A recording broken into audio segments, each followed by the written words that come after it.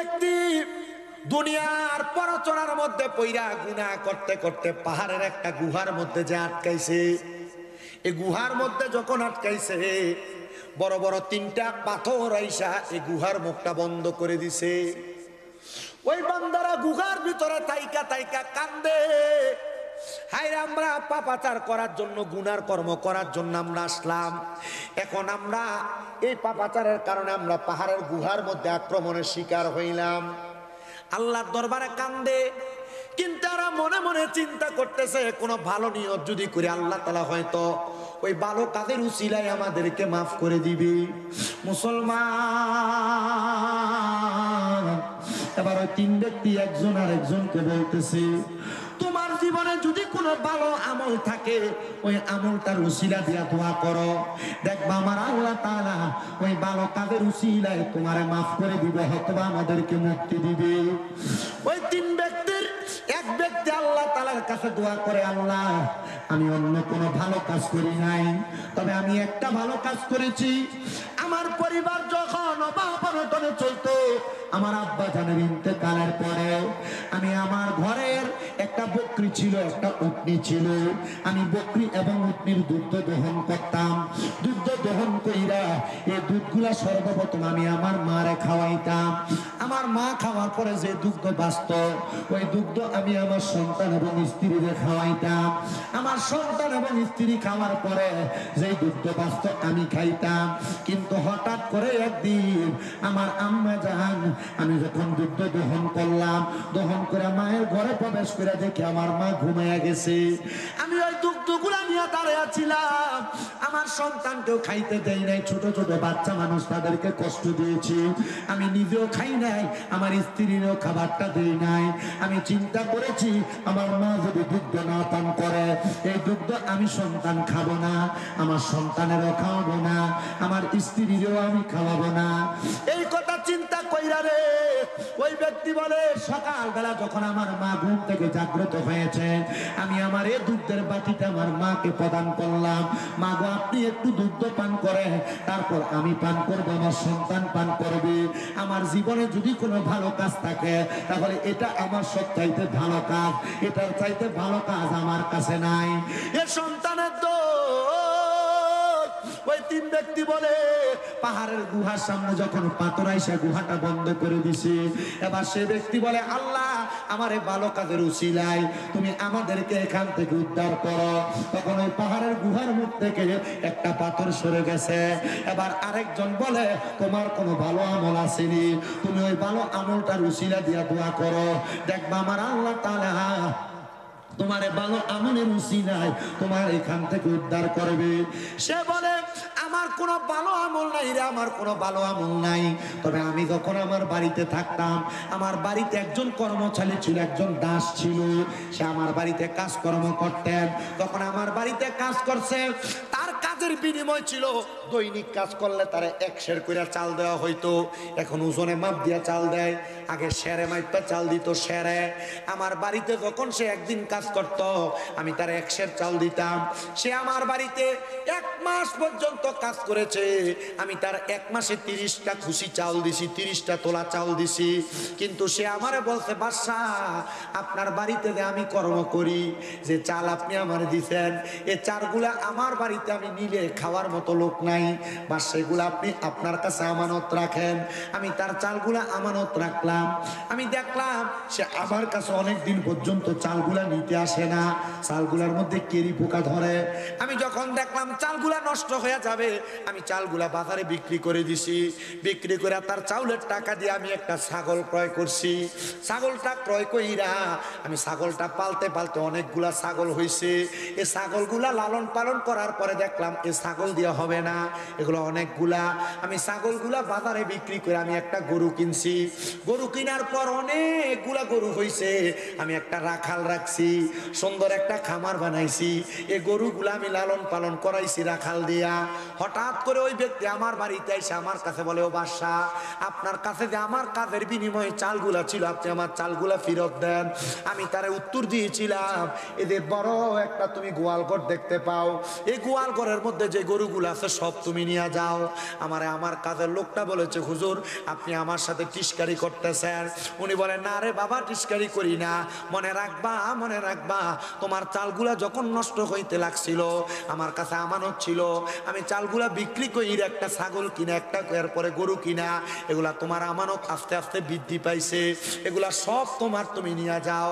এ ব্যক্তি দোয়া করে, আল্লাহ আমার একটা ভালো কাজ আছে, অন্য কোনো ভালো কাজ থাক আর না থাক, আল্লাহ তুমি একটা ভালো কাজের উসিলায় তুমি আমাদেরকে পাহাড়ের গুহার থেকে উদ্ধার করো।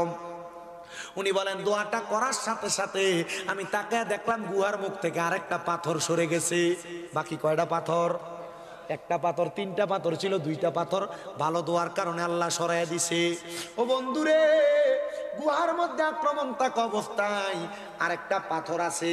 আরেকজনকে বলে, তোমার কোনো ভালো আমল থাকলে তুমি ওই ভালো আমলের উসিলা দিয়া আল্লাহর কাছে দোয়া করো। উনি বলেন, আমার অন্য কোনো ভালো আমল আছে কিনা আমি জানি না। আমার একটা চাচাতো বোন ছিল, ওই চাচাতো বোনের চেহারা বড় সুন্দর ছিল, আমার মধ্যে একটা খায়েশ তৈরি হয়েছে, আমি কখন আমার এই চাচাতো বোনের সাথে মিলিত হব, জিনা ব্যভিচার করব, কিন্তু আমি এমন কোনো সুযোগ পাই নাই আমার চাচাতো বোনের সাথে জিনা ব্যভিচার করব। হঠাৎ করে আমার চাচাতো বোন আমার কাছে 100 দিরহাম পাওনা হাওলাত নেওয়ার জন্য আসছে। আমি তারা বলছি, যদি তুমি আমার কাছ থেকে 100 দিরহাম নিতে চাও, তাহলে তুমি আমার সাথে মিলিত হওয়া লাগবে, জিনা করা লাগবে, ব্যভিচার করা লাগবে। আমি আমার চাচাতো বোনকে ব্যভিচারের শর্তে 100 দিরহাম দিলাম। একদিন রাত্রবেলা সে আমার কাছে ব্যভিচারে লিপ্ত হওয়ার জন্য, তার পাওনা মিটিয়ে দেওয়ার জন্য আসছে। তখন আমি তারে যখন রাত্রিবেলা তার শরীরের মধ্যে টাচ করলাম, সে আমার কাছে বলেছে, ভাই আপনি যে আমার শরীরে ধরলেন, আমি আপনার জন্য একজন পরনারী, আপনি আমার শরীরে ধরো আপনার জন্য হারাম। ভাইজান গো, আপনি আমার আল্লাহরে ভয় করেন, যদি আপনি আল্লাহরে ভয় করেন তাহলে আপনি আমার এই শরীরের উপর টর্চার করতে পারবেন না, আমার এই শরীরটা ব্যবহার করতে পারবেন না। এবার ওই ব্যক্তি ডাক দিয়া কয়, আমার যখন আল্লাহরে ভয় করার কথা বলছে আমি তারে ছেড়ে দিছি, আমি ছেড়ে দেওয়ার পরে এরপরে আর কোনো গুনার কর্মকাণ্ড করি নাই। আমি আমার আল্লাহর কাছে দোয়া করছি, আল্লাহ আমার এই নেক দোয়ার কারণে তুমি আমার দোয়াটা কবুল করে নাও। আল্লাহর কসম, আমার আল্লাহ তাআলা আমার নেক দোয়া কবুল করছে। আমার দোয়াটা কবুল কইরা গুহার মুখ থেকে বাকি পাথরটা সরাইয়া নিয়ে গেছে। শুধু গুহার মুখ থেকে পাথর সরাইয়া নেয় নাই, আল্লাহ তাআলা রহমতের ফেরেশতাদেরকে আদেশ করেছে, রে ফেরেশতারা তোমরা তোমাদের রহমতের হাত দ্বারা এই 3 জন ব্যক্তিকে গুহার মধ্য থেকে উদ্ধার করো। মুসলমান, ভালো ভালো নেক কাজের উসিলা দিয়ে আল্লাহর কাছে দোয়া করলে আল্লাহ দোয়া কবুল করে। আজকে যে কষ্ট করে আপনারা বসে রইলেন, আমার সঙ্গে দুই একটা কথা শুনতেছেন, আপনারা জানেননি এখন রাত্র গভীর হয়ে গেছে, রাত্র এখন বাজে 1:50। আমি মাইক ধরছি যে 1 ঘন্টা 16 মিনিটের মতো হয়ে যায়। ও বাবা, আপনি যে গভীর রজনীতে আল্লাহ তাআলার ইবাদতের মধ্যে মশগুল হয়ে গেছেন, এটা আপনার জন্য ভালো ইবাদত। আল্লাহর কাছে অন্য কোনো ইবাদতের কথা বলতে পারবেন কিনা আমি জানি না, তবে একটা কথা আল্লাহর কাছে কান্না করে করে বলবেন, আল্লাহ আমি দুনিয়াতে অন্য কোনো নেক আমল করতে পারিছি কিনা আমি জানি না, তবে একটা নেক আমল করেছি আল্লাহ। খোসবাস কাদিরিয়া গাউসিয়া দরগা শরীফের মধ্যে গভীর রজনীতে শামীম রেজার মতো গুনাহগারকে সামনে নিয়ে আমরা 2-1 মর্তবা কথা শুনেছি, জিকির আজকার করেছি। আল্লাহ গভীর রজনীতে আমরা মুনাজাতের জন্য অপেক্ষা করেছি। আপনারা বলেন, গভীর রাতের দোয়া আমার আল্লাহ চাইলে কবুল করতে পারে কি পারে না? ও বাবা, ছোট্ট আরেকটা ঘটনা কারগুজারি শোনাই। আল্লাহ তাআলার বন্ধু হযরতে সুলতান মাহমুদ গজনবী রহমতুল্লাহ আলাইহি, জিনার বাড়ি হইল ভারতের জমিনে। সুলতান মাহমুদ গজনবী ছোটখাটো কোনো আল্লাহর ওলি না। সুলতান মাহমুদ গজনবী বড় একজন বাদশা ছিলেন, ওনার এলাকা পরিচালনা করতেন। সুলতান মাহমুদ গজনবী বলেন, আমি বাদশা কথা সত্য, আমি 5 ওয়াক্ত নামাজের পাশাপাশি আমার আল্লাহ তাআলা সন্তুষ্টির জন্য আমি তাহাজ্জুদের নামাজ পড়তাম। কি নামাজ? আমি হুজুরে কইছিলাম, হুজুর এত রাত্রে মাহফিলের মুনাজাত কেন দেন কি লাগে? আমার কইছে, আব্বা আমি তো তাহাজ্জুদ নামাজটা পইরা এরপরে মুনাজাতটা করি। আমি নিজে আপনাদের যে শামসুল আরিফিন ফির সাহেব হুজুর, আমি কইছি আপনি এগুলা জমজমাট থাকতে শেষ করে দেন। হুজুরে মাইন্ড নিছিল যে আমি বাদ মাগরিব বাদ এশা জহিরুল ইসলাম ফরিদি সাহেব, এরপরে হাসান আজারি সাহেব, এরপরে হুজুরে মিলাদ ক্যাম্প করে মুনাজাত দিয়ে দিব। আমি জানি না এটা কোন হেকমতে ঘুরে গেছে, আমি আবার সেই শেষ রাইতে আপনারা লইয়া দুই একটা কথা কওয়া লাগতেছে। হুজুর আমার কইছিল যে আব্বা সবসময় তো তাহাজ্জুদ নামাজের পরপরই মুনাজাতরা হয়, এর লাগা মুনাজাতরা করবার লাগা এখন হয়তো বা হুজুরের নিয়ত এটাই ছিল। তা আমি এতটুকু বিশ্বাস করি তাহাজ্জুদ নামাজ এমন একটা ইবাদত, ওয়া মিনাল লাইলি ফাতাহাজ্জাদ বিহি নাফিলাতাল লাকা আসা আইয়া বাসাকা রাব্বুকা মাকামাম মাহমুদা। এই আয়াত যখন নাজিল হইছে নবীজি চোখের পানি ফালায়া ফালায়া কাঁদছে। আম্মা জান আয়েশা সিদ্দিকা কয় আমার নবী সারা রাত 2 রাকাত নামাজ পড়ছে। কয় রাকাত? নবীজি যখন নামাজ শেষ করছে আমি নবীরে জিগাইলাম, ইয়া রাসূলুল্লাহ এত লম্বা রুকু সেজদা আপনারা আর কোনোদিন করতে দেখি নাই। নবীজি যখন নবীজির মাথা মুবারক ফিরেছেন, আম্মা জান আয়েশা সিদ্দিকা কয় আমি নবীজির দিকে তাকায় দেখলাম নবীজির চোখগুলো একবারে বড় বড় লাল হয়ে গেছে আর চোখের পানি বায়া বায়া পড়তেছে। জিজ্ঞাসা করলাম, ইয়া রাসূলুল্লাহ আপনি এভাবে কান্না করছেন কেন? নবীজি বলছে, আম্মা আয়েশা শোনো, আমি নবীকে আল্লাহ বলছে আমি তাহাজ্জুদ পড়লে আল্লাহ তাআলা আমার মাকামে মাহমুদ দিব। ও আয়েশা আমি নবী আল্লাহর কাছে কাঁদছি, আমার উম্মত তো আমি নবীর পাগল, আমার উম্মত তাহাজ্জুদের নামাজ পড়বো, আমার উম্মত যে তাহাজ্জুদের নামাজ পড়বো আল্লাহ আমার উম্মতের কি দিব? আম্মা জান আয়েশা ডাক দিয়া কই, ইয়া রাসূলুল্লাহ আমার আল্লাহ তো আপনার দোয়া ফিরাইয়া দিবে না। আপনি নবীর একটা উপাধি হলো মুস্তাজাবাতুদ দাওয়াত, আপনি কোনো দোয়া করলে আল্লাহ তাআলা সাথে সাথে দোয়াটা কবুল করে। নবী গো আমার আল্লাহ তাআলা কি বলছে? নবী আমার ডাক দিয়া কয়, আয়েশা আমার আল্লাহ তাআলা বলেছে আমার কোন উম্মত যদি আমি নবীরে মুহাব্বত করে আমি নবীরে ভালোবাসা তাহাজ্জুদের নামাজ পড়া আমি আল্লাহ তাআলার কাছে কোনো কিছু চাই, আমার আল্লাহ তাআলা ওই বান্দা ওই উম্মতের সকল আশা পূরণ করে দিবে। কোন সুবহানাল্লাহ। আমি তো পরে চিন্তা করছি হুজুর একা পড়ে আইসা আপনার লয়ে মুনাজাত দেয়, যদি সম্ভব হইতো আপনারা নিয়ে তাহাজ্জুদটা পড়তো।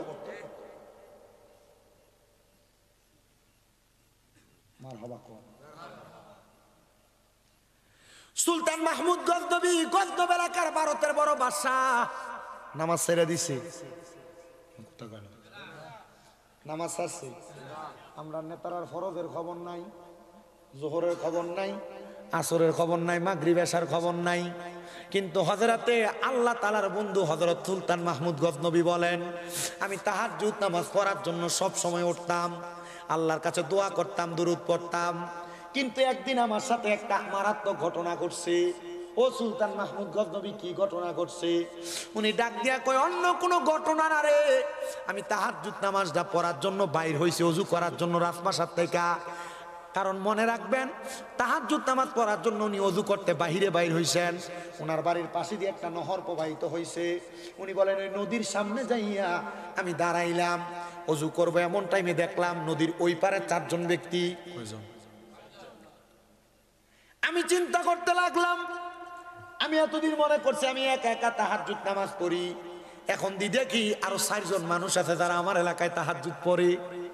আর ওই 4 জন নদীর ওই পার থেকে চিন্তা করে আইরে আমরা তো বলক থেকে আইছি সুলতান মাহমুদ গজনবীর বাড়িতে চুরি করবার লাগা, দেখ আমরা 4 জন আইছি চুরি করতে, আর এ বেটার কত বড় সাহস, এ বেটা একা একা আইছে চুরি করতে।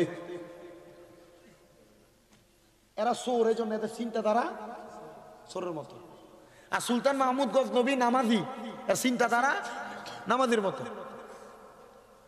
সুলতান মাহমুদ গজনবী ওযু করে উঠছেন, ওই 4 জন সামনে আসছে।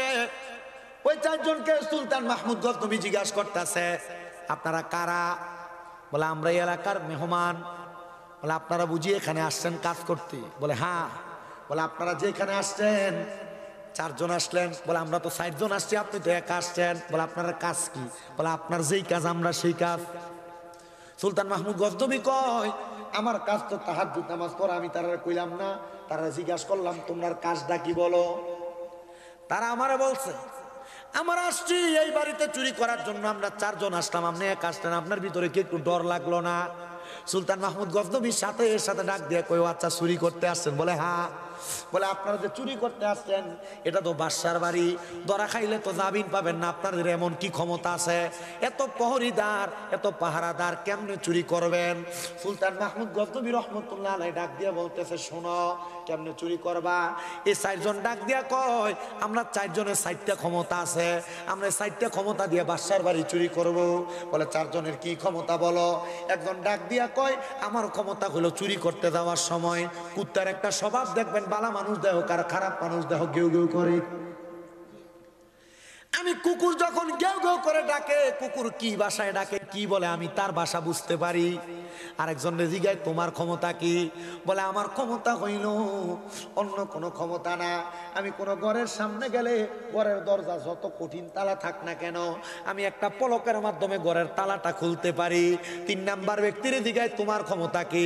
বলে আমার ক্ষমতা হইল ঘরে প্রবেশ কইরা এই ঘরের ভিতরে কোন জায়গায় স্বর্ণমণি মুক্তা জহরত আছে আমি নাকের ঘ্রাণটা টান দিলে বলতে পারি কোথায় কি আছে।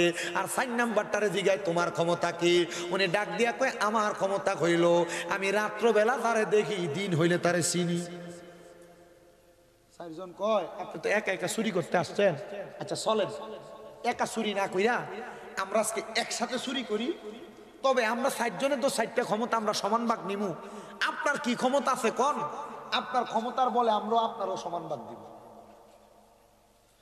উনি ডাক দিয়া কয় আমার ক্ষমতা হলো আমি যদি ডান দিকে তাকাই তাহলে জেল হাজত মাফ হয়ে যায়, আমি যদি বাম দিকে তাকাই তাহলে ফাঁসির আসামি মাপ পাওয়া যায়। তারা কয় যদি বাদশার বাড়িতে ধরা খাই তাহলে তো হয় জেল হইব নয় ফাঁসি হইব।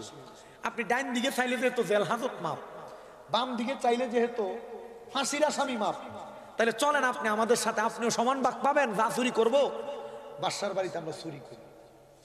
প্রবেশ করছে বাদশার বাড়িতে, এমন টাইমে কুকুর ঘেউ ঘেউ করে ডাকতেছে। বাদশাই নিজে বলতেছে কুকুরের ভাষা বুঝনেওয়ালা তুমি বলো। কুকুরটা ঘেউ ঘেউ করে কি বলছে? এক কইতেছে কুকুরের ভাষা তো বড় ডেঞ্জারাস। বলে কি বলে? বলে কুকুর বলতেছে যার বাড়ি তারে লইয়া নাকি চুরি করতে যায়। দেখছেন নি কারে লইয়া চুরি করতে যায়? আমরা 5 জনই তো চোর। আসলে কি 5 জন চোর? কুকুরের কথা সত্য না মিথ্যা? মনে রাখবেন মানুষ বেঈমানি করবে। একটা কুকুরকে যদি আপনি খাবার খাওয়ান একদিন, এই কুকুর কোনোদিন আপনার সঙ্গে বেঈমানি করবে না। বলে হুজুর মানুষের দাম কি এত কম না? আল্লাহ কইছে ইন্নাল ইনসানা লাফি খুসর, সকল মানুষ ক্ষতিগ্রস্ত। কেমনে ক্ষতিগ্রস্ত? যারা নিজের বুঝবে যে পরের ক্ষতি করে, মানুষের সম্পদ নষ্ট করে, এই মানুষগুলা থেকে বড় সাবধান, বড় সাবধান, বড় সাবধান। আপনি কখনো দুনিয়া জমিনে মানুষ চিনতে ভুল করেন না। আর মনে রাখবেন আপনার বন্ধু হোক, ভাই হোক, এলাকার মানুষ হোক, এই মানুষের সাথে মানুষের সম্পর্ক নষ্ট হয় 1 নাম্বার প্রধান কারণ হলো বর্তমানে টাকা লেনদেন করা। আপনি যদি কাউরে টাকা হাওলাত দেন দেখবেন তার সাথে আপনার সম্পর্ক নষ্ট। বলে হুজুর হাওলাত দিলে নষ্ট না, যদি টাকা চাইতে যায় তখনই তার মুখটা বেজার হয়ে যায়। আমি আমার জীবনে যত মানুষের সাথে বন্ধুত্ব হয়েছে, সম্পর্ক নষ্ট হয়েছে, দূরত্ব তৈরি হয়েছে, আমি দেখছি হয় তারে আমি টাকা হাওলাত দিছি, তার কাছে চাইতে গেছি, তার সাথে আমার সম্পর্ক ঠিক নাই। মনে রাখবেন দুনিয়াতে যা করেন আর না করেন দান সৎকা করবেন, মানুষকে টাকা হাওলাত দিতে বড় সাবধান। বালা সম্পর্ক নষ্ট হয়ে যাবে। বালা সম্পর্ক কথা কয় না তো, বালা সম্পর্ক নষ্ট হয়ে যায়। এই জন্য টাকা সাবধান হাওলাত দিতে।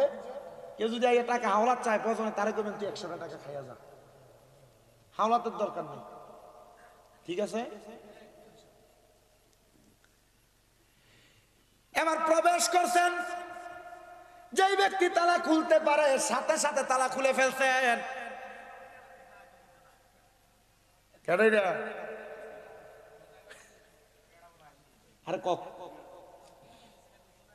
আমরা কষ্ট দিতেছে, কষ্ট দিতেছে। এই বিরিয়ানি আবার গরুর গোশত দিয়ে করছে না? মাশাআল্লাহ, মারহাবা কন্যা। গত বছর আমার কাছে যে ভাল লাগছে, আমি এই এত রাত কে আপনার কাছে চালের বস্তা থেকে আপনারা দিয়ে লাইছেন। মারহাবা কন্যা বেটা, আপনাদের কপাল ভালো, আল্লাহ কবুল করুক। জোরে কোন আমিন। ওয়াজটা কি যেটা দৌড় সেটা শেষ করতাম নি, আনালে মাইকে ডাক দিলে হুজুরে আইয়া পড়বো। ওয়াজ যেটা দৌড় সেটা শেষ করতাম। একটু মোহাব্বতে তাহলে দুরূদ শরীফ পড়েন আল্লাহুম্মা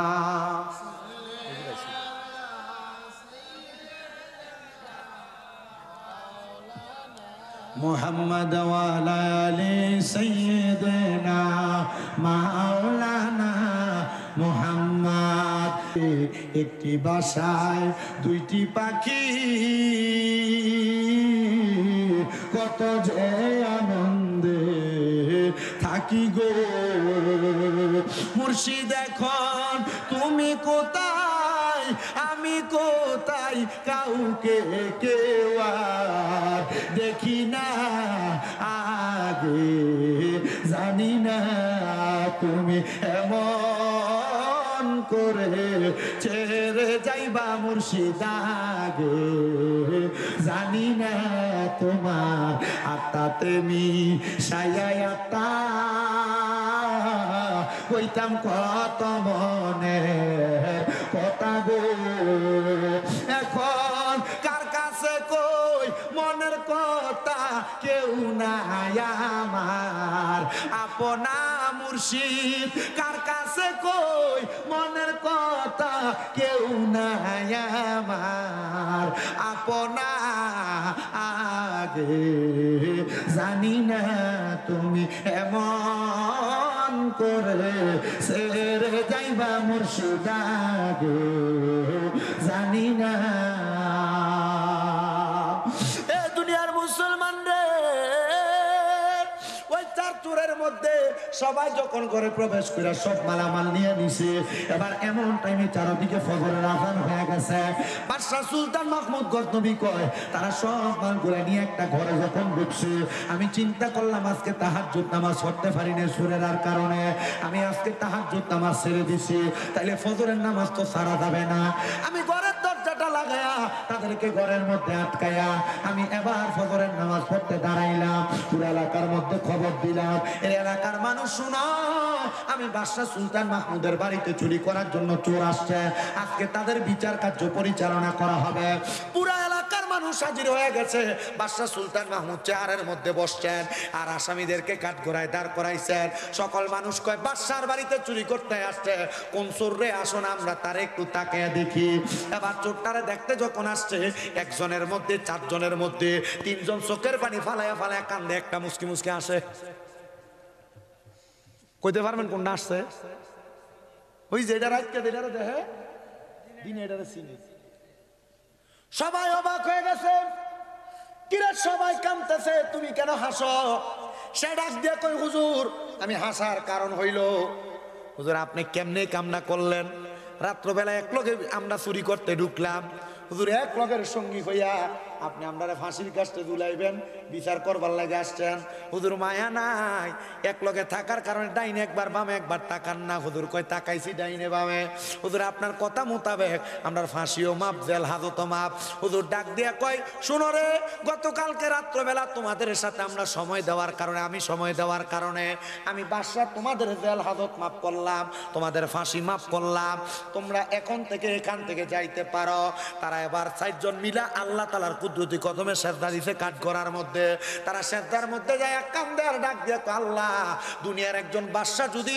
দুনিয়ার জমিনে আমাদেরকে এক রাত্র তার সাথে থাকার কারণে সে আমাদের ফাঁসিও মাফ করতে পারে জেল হাজত মাফ করতে পারে আল্লাহ তুমি তো বাদশারও বাদশা আল্লাহ আমরা যদি তোমারে আমরা রাত্রবেলা সময় দিতাম তাইলে তুমি তো আমাদের বাকি জীবনের সব গুনাহ মাফ করে দিতা আল্লাহ আমরা ভুল করেছি এখন থেকে আর চুরি করব না আমরা তওবা করেছি আর গুনার কাম করব না বাবারে আজকের জান্নাতের বাগানে বৈশা কুশবাস কাদিরিয়া গাউসিয়া দরগা শরীফের মাহফিলে বৈশা যদি তুমি তওবা করো আল্লাহ আর কোনো গুনার কাম করতাম না আপনারা বলেন আজকের মাহফিলের উসিলায় আল্লাহ চাইলে আমাদেরকে মাফ করতে পারে কি পারে না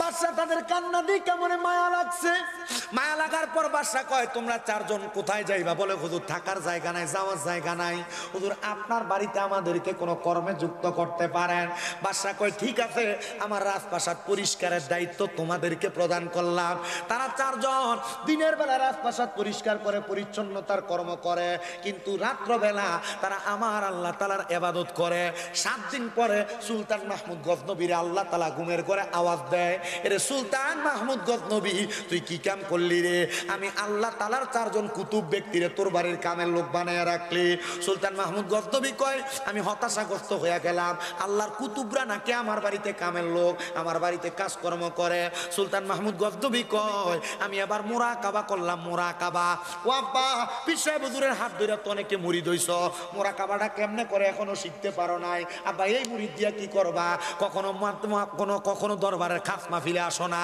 দরবারের ভিতরে যদি সাপ্তাহিক মাসিক মাহফিল হয় আসো না। একদিন হুজুরের গোপনে গোপনে বইয়া কইও হুজুর মোরাকাবাটা কেমনে করে আমারে দেখান না। ওরে কলব জিন্দা হয়ে যাবে, এল মেলাদুন হাসিল হবে। আরে নিজের রূপ দেখিয়া নিজে হবি দিবানা, আরে নিজের রূপ দেখিয়া নিজে হবি দিবানা। ঘুমাইও না মায়ের ঘুমে আখের জামানা, আখেরি জামানা। আরে খুশবাসেতে উঠেছে তাওহীদের দিয়া নিজে হবি দিবানা। ঘুমাইও না মায়ের ঘুমে আখের জামানা, আখেরি জামানা। জবান খুলে ধরে ধরে কন্যা ইয়া আল্লাহ। উনি ডাক দিয়ে আমি মুরাকাবা করলাম, আল্লাহ কোন চারজন কুতুব আমার বাড়িতে কাজ করে। এবার মুরাকাবার মধ্যে আমি হঠাৎ করে দেখলাম যে চারজন আমার বাড়িতে চুরি করতে আসছে। এক সপ্তাহের ইবাদতে আল্লাহ তাআলার কুতুব হয়ে গেছে তারা চারজন। আমি তাদের চারজনকে ডাকায়া ডাক দিয়ে বললাম আপনারা আমার বাড়িতে আর কাজ করা লাগবে না। তারা করজোরে হাত আবদার করে হুজুর আপনার বাড়ি থেকে তাড়িয়ে দিলে কেউ আমাদেরকে কাজে রাখবে না, কারণ সবাই যাই না গেছে আমরা চোর, হয়তো আরো কোনো চুরি করার কারণে রাজপ্রাসাদ থেকে বাহির করে দিছেন। হুজুর ও হুজুর গো আপনি আমাদেরকে আপনার কাছে রাখেন। হুজুরকে আপনারা আমার বাড়ির কাজের লোক হইয়া থাকবেন না, আপনারা তো আমি বাদশার আন্ডারে কাজ করতেন, এখন থেকে আপনারা আমারে হুকুম করবেন, আমি সুলতান মাহমুদ গজনবী আমার কর্মকাণ্ডগুলা করব। ও বাবারে পীরের দরবারে আইয়া নিজেই বড় মানুষ হইয়া থাকো, নিজেই বড় হইয়া থাকো।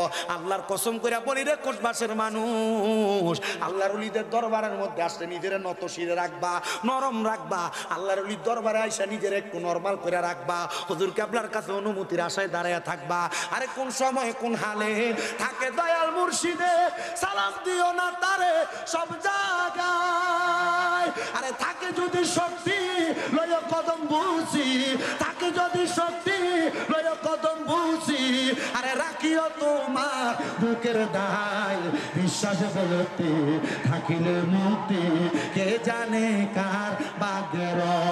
আরে মুর্শিদের দরবারে যাইয়া নত শিরে দাঁড়াইয়া সালাম দিও না তারে সব জায়গায়। ওরে বিশ্বাস ভক্তি পাইবে মুক্তি, থাকিলে বিশ্বাস ভক্তি পাইবে মুক্তি, কে জানে কার ভাগ্যের।